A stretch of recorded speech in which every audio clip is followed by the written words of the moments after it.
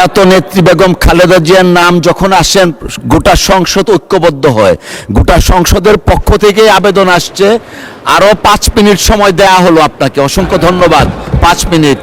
হাসনাত আব্দুল্লাহ আমাদের সহকর্মী, মাননীয় স্পিকার, আমরা সেখানে কি এক বিভীষিকার দুঃসহ অবস্থা অতিক্রম করেছি। খালেদা জিয়া শুধু বাংলাদেশের নয়, গোটা পৃথিবীর গণতান্ত্রিক আন্দোলনের একটা সম্পদে পরিণত হয়েছে। দেশের ভিতরে খালেদা জিয়া আমাদের ঐক্যের প্রতীক ছিলেন, আর প্রবাস থেকে তারেক রহমান ঠিক সেনাপতির মতো রণাঙ্গনে কোন কর্মসূচির পর কোন কর্মসূচি দিতে হবে, কোন কর্মসূচি ঘোষণা করার পরে আন্দোলন সফল হবে। আজকে তার বিরুদ্ধেই যখন আমরা আন্দোলনে অংশগ্রহণকারী শক্তি, যখন আমরা কথা বলতে যখন ভুলে যাই, কাকে অপমান করে আমরা বড় হতে চাই, সেই বিবেচনাবোধ যখন আমাদের মধ্যে কাজ করে না, তখন আমাদের দুর্গতির সতর্কতা জানাই। আমি সাম্প্রতিককালে এমন কিছু আলোচনা সমালোচনা হচ্ছে, যে আলোচনা সমালোচনার এই পথ বেয়ে, এই সুড়ঙ্গ দিয়ে এক চক্রান্ত। মাননীয় সদস্য, অসংখ্য ধন্যবাদ। আপনি মাদার অফ ডেমোক্রেসি প্রয়াত বেগম খালেদা জিয়ার ব্যক্তিগত সহকারী ছিলেন। আপনার অনেক ধরনের স্মৃতি আছে, অভিজ্ঞতা আছে, এগুলা শুনলে হয়তো সংসদ থেকেও আচ্ছা আচ্ছা ঠিক আছে, পুরা সংসদে শুনতে চান? আচ্ছা, মাননীয় সদস্য, প্রয়াত নেত্রী বেগম খালেদা জিয়ার নাম যখন আসেন গোটা সংসদ ঐক্যবদ্ধ হয়।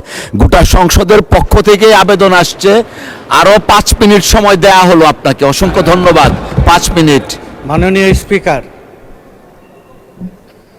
আমরা ডিবি অফিসে এপার আর ওপার সবাই আমরা একসাথে ছিলাম।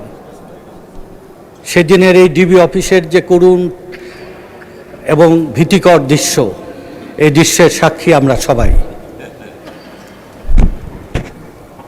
আমি আমার সহকর্মী যারা সামনে রয়েছেন, তাদের সাথে আমাদেরকে পরস্পর দেখানো হতো, ভয় দেখানোর জন্যে, আতঙ্ক তৈরি করার জন্যে, ভীতি তৈরি করার জন্যে, এবং আপোষের প্রস্তাব দেওয়া হতো। আমাদের চোখের সামনে থেকে এখানে অনেক সদস্য রয়েছেন, মাননীয় মন্ত্রীরা রয়েছেন, বিরোধী দলীয় সদস্য রয়েছেন, আমার দিকে হাত তুলেছেন। আমি হাসনাত আব্দুল্লাহ আমাদের সহকর্মী, মাননীয় স্পিকার, আমরা সেখানে কি এক বিভীষিকার দুঃসহ অবস্থা অতিক্রম করেছি। আমরা মাথা নত করিনি, আপোষ করিনি। বাংলাদেশে গণতন্ত্র ফেরানোর এই লড়াইয়ে আমরা যাদের অবদান, তাদের সবটুকু অবদান আমরা শ্রদ্ধা সম্মানের সাথে স্মরণ করি। বেগম খালেদা জিয়া শুধু বাংলাদেশের নয়, গোটা পৃথিবীর গণতান্ত্রিক আন্দোলনের একটা সম্পদে পরিণত হয়েছে। বেগম খালেদা জিয়াকে আমরা যথাযথ সম্মান না দিতে পারলেও, যখনই বেগম খালেদা জিয়াকে স্বাধীনতা পুরস্কারে ভূষিত করেছিলেন, 16 তারিখের এই অনুষ্ঠানে যখন তার নাতনি জাইমা রহমান সেই তার সম্মানটা গ্রহণ করেন, গোটা বাংলাদেশ এই চিত্রটা পরের দিন সবচেয়ে বেশি কমেন্ট হয়েছে, সবচেয়ে বেশি মন্তব্য করেছেন যে যথার্থ প্রতিনিধিত্ব হয়েছে।